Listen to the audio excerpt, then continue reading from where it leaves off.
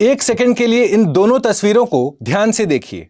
एक तरफ ऊंची ऊंची ग्लास बिल्डिंग्स, गूगल, माइक्रोसॉफ्ट, दुनिया की सबसे बड़ी कंपनीज का ऑफिस, सड़क पर पोर्शे, ऑडी जैसी महंगी गाड़ियां, इंडिया की सबसे महंगी प्रॉपर्टीज भी, और ठीक उसी जगह वही पोर्शे घुटनों तक गंदे पानी में डूबी हुई, और ऊपर जनरेटर्स का काला धुआं। एक ही जगह पर एक तरफ फर्स्ट वर्ल्ड, दूसरी तरफ थर्ड वर्ल्ड। दोस्तों, स्वागत है आपका गुरुग्राम में, इंडिया की मिलेनियम सिटी। और आज हम यह समझेंगे कि जो शहर इतना पैसा कमाता है वो ऐसे कैसे बन गया जैसे उसे ठीक से सोचा ही ना गया हो। शुरू करते हैं कुछ नंबर्स से, क्योंकि पूरी कहानी इन्हीं में तो छुपी है। पिछले 66 साल में गुरुग्राम अपने 389 तालाब और झीलों को खो चुका है। 1956 में यहां पे 640 वाटर बॉडीज थीं। आज गैस कर सकते हैं कितनी होंगी? सिर्फ 251। घाटा झील, जो कभी करीब 370 एकड़ में फैली थी, आज मात्र 50 एकड़ से भी छोटी रह गई है। जमीन के नीचे का हाल और भी बुरा है दोस्तों। यहां ग्राउंड वाटर हर साल करीब 1.5 मीटर नीचे चला जाता है और अब वो 38 मीटर से भी नीचे पहुंच चुका है। नीति आयोग पहले ही वार्निंग दे चुका है कि यह उन शहरों में हो सकता है जिनके नीचे पानी लगभग खत्म होने वाला है। और ट्रैफिक की बात ना ही करें तो बेहतर है। गुरुग्राम का जाम हर साल करीब 117 करोड़ घंटे बर्बाद करता है और तकरीबन $1.3 बिलियन का नुकसान भी करता है। तो सवाल सिंपल है, जिस शहर के पास इतना पैसा है, इतनी कंपनीज हैं, इतनी गाड़ियां हैं, वो थोड़ी सी ही बारिश में डूब क्यों जाता है? पानी के लिए तरसता क्यों है फिर? और अपने ही धुएं में फिर सांस भी क्यों ले रहा है? इतना अमीर शहर इतना टूटा हुआ कैसे हो सकता है?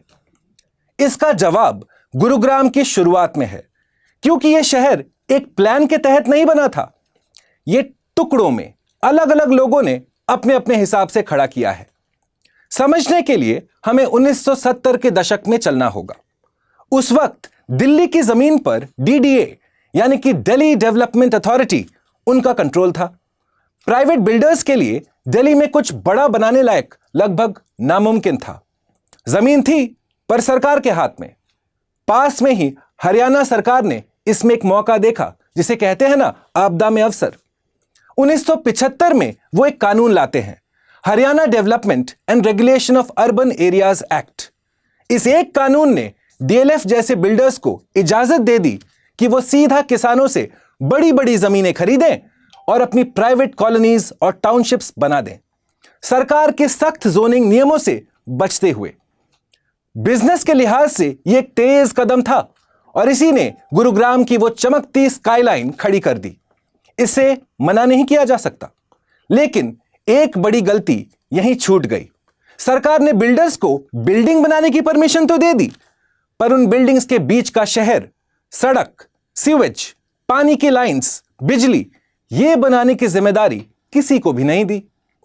अब सोचिए, अगर हर बिल्डर सिर्फ अपनी 4 दीवारी के अंदर ही बना रहा था, तो 4 दीवारी के बाहर उसका पूरा इंफ्रास्ट्रक्चर कौन बनाता? जी हां, जवाब वही है जो आप सोच रहे हैं, कोई नहीं। सालों तक गुरुग्राम के पास ना ढंग की म्युनिसिपल बॉडी थी, ना कोई planning authority. Municipal corporation MCG 2008 में आई और पूरे शहर को देखने वाली GMDA वो बनी 2017 में। मतलब जब तक शहर आधा से ज्यादा बन चुका था, तब तक उसे प्लान करने वाला कोई भी नहीं था दोस्तों। इसलिए गुरुग्राम शहर बना उल्टा। पहले बिल्डिंग्स खड़ी हुई, फिर किसी ने सोचा कि शहर भी तो बनाना है। अब सवाल यह है कि एक अच्छा शहर, एक स्मार्ट सिटी दिखता कैसा है और गुरुग्राम उससे अलग कैसे है? दुनिया के अच्छे शहर एक ग्रिड पर बनते हैं, मतलब सड़कें एक नेटवर्क में बराबर दूरियों पर एक दूसरे को क्रॉस करती हैं। मैनहट्टन हो, बार्सिलोना या अपना चंडीगढ़, वो सब इसी तरह बने हैं।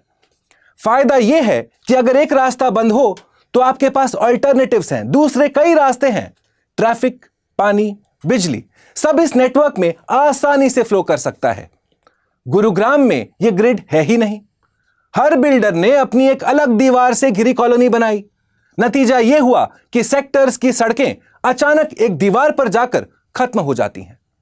एक जगह से दूसरी जगह सीधा जाना मुश्किल है, आपको हर प्राइवेट कॉलोनी के अराउंड घूमकर जाना पड़ता है। इसी वजह से पूरे शहर का ट्रैफिक चंद बड़ी सड़कों पर जैसे एक्सप्रेसवेज पर वहीं पर आकर अटक जाता है और रोज घंटों लंबा जाम लगता है। यह जाम किसी की लापरवाही से नहीं, शहर के डिजाइन से आता है। गुरुग्राम के मास्टर प्लान्स 2001, 2021, 2031 असल में सिर्फ यह बताते थे कि कहां कमर्शियल बिल्डिंग बनेगी और कहां रेसिडेंशियल। इन्होंने ठीक से यह प्लान नहीं किया कि पानी कैसे निकलेगा, सीवेज कहां जाएगा और पब्लिक ट्रांसपोर्ट कैसे चलेगा।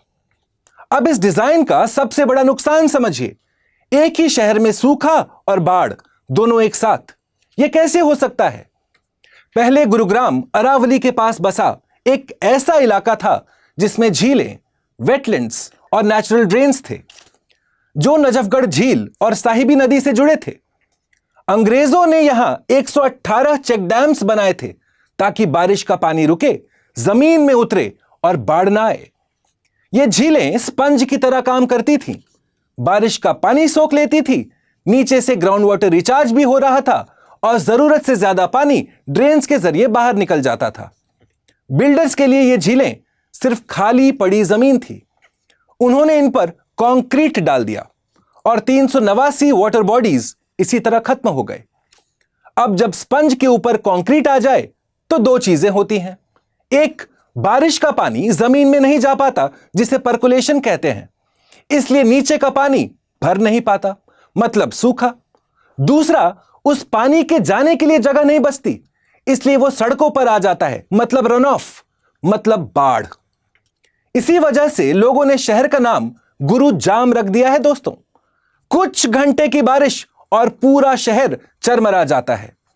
शहर का मुख्य नेचुरल ड्रेन बादशाहपुर ड्रेन या तो इंक्रोच कर लिया गया है या कंक्रीट से इतना पतला कर दिया गया है कि वो पानी आगे ले ही नहीं जा पाता। कभी कभी तो उसमें पानी उल्टा बहने लगता है। वाटिका चौक और सुभाष चौक के लोगों को इसके बारे में अच्छे से ज्ञान होगा। और जैसा हमने देखा, पानी की सेंट्रल लाइन दशकों तक बनी ही नहीं थी, इसलिए हर बिल्डर और हर सोसाइटी ने अपनी पानी खुद जमीन से खींचा, बिना किसी रोक रुकावट के।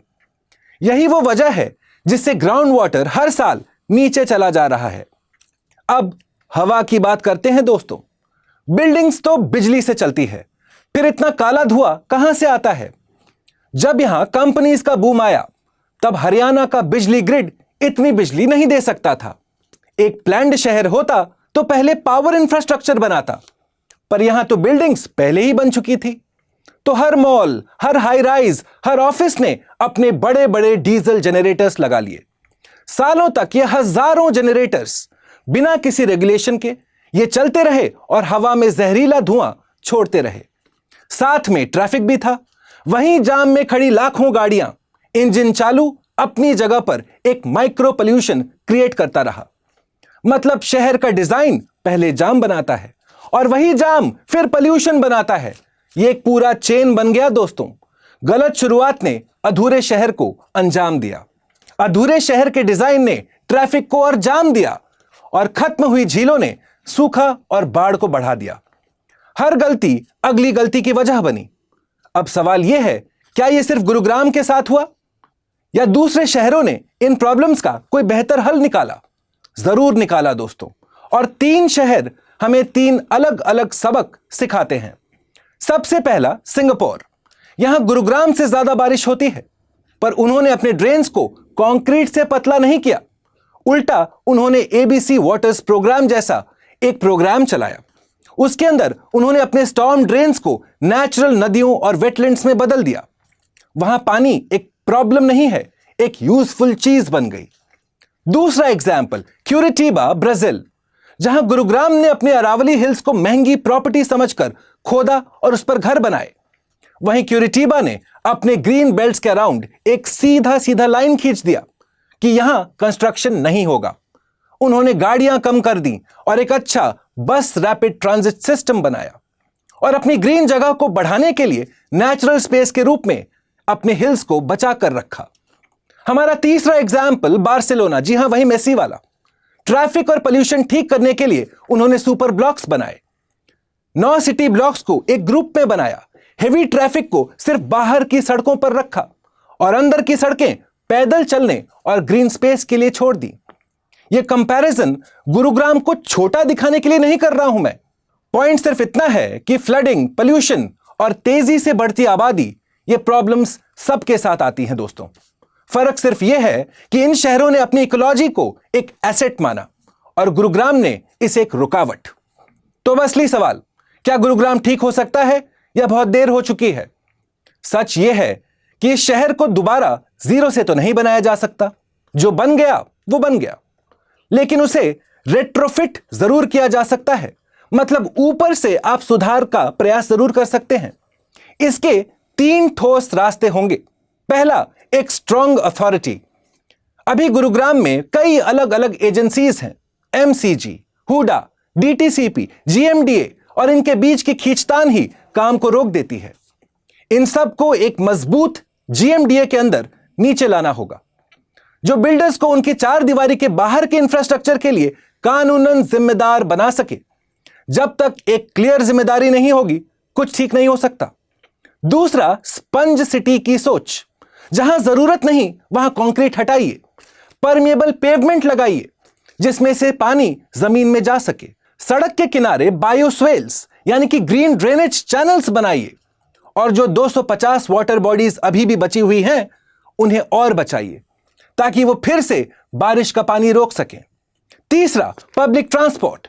गुरुग्राम के अपने मास्टर प्लान में 2026 तक करीब 1550 पब्लिक बसेस की जरूरत बताई गई थी, और असल में चल रही बसेस उसका एक छोटा सा हिस्सा है। सरकार को बसेस और last mile connectivity, e rickshaw और साइकिल लेन्स, उसमें पैसा लगाना होगा ताकि लोग सिर्फ अपनी गाड़ी पर डिपेंडेंट ना हों। और यही इस पूरी कहानी का सबक है। गुरुग्राम पूरे देश के लिए वार्निंग है दोस्तों। आने वाले सालों में हमारे यहां ऐसे बहुत सारे शहर बनेंगे, और गुरुग्राम हम सबको एक सिंपल बात सिखाता है। चमकती बिल्डिंग्स ये तो बनाना आसान है, पर एक शहर जो जीने लायक हो वो बनाना बहुत कठिन है, बहुत मुश्किल है। बिल्डिंग्स पैसा दिखाती हैं, लेकिन एक शहर सिर्फ बिल्डिंग से नहीं होता।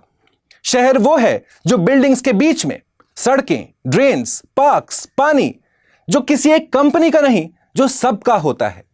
गुरुग्राम की गलती यह थी कि उसने पहली मेरी बिल्डिंग बना ली, पर हमारा शहर वो बनाना भूल गया। जिस दिन यहां प्लानिंग का फोकस प्राइवेट प्रॉफिट से हटकर पब्लिक इंफ्रास्ट्रक्चर पर आएगा, उस दिन गुरुग्राम सिर्फ एक अमीर शहर नहीं, एक ठीक से बना एक शहर माना जाएगा। वरना यह मिलेनियम सिटी अगले 100 साल भी मुश्किल से पार कर पाएगी। यह था स्टडी आईक्यू एक्सप्लेन्स, और आप सुन रहे थे भुवन झा। मैं स्टडी आईक्यू की तरफ से ज्योग्राफी, एनवायरमेंट और डिजास्टर मैनेजमेंट, साथ में ज्योग्राफी ऑप्शनल के लिए रिस्पॉन्सिबल हूं। स्टडी आईक्यू IAS, आपका सिलेक्शन हमारा मिशन।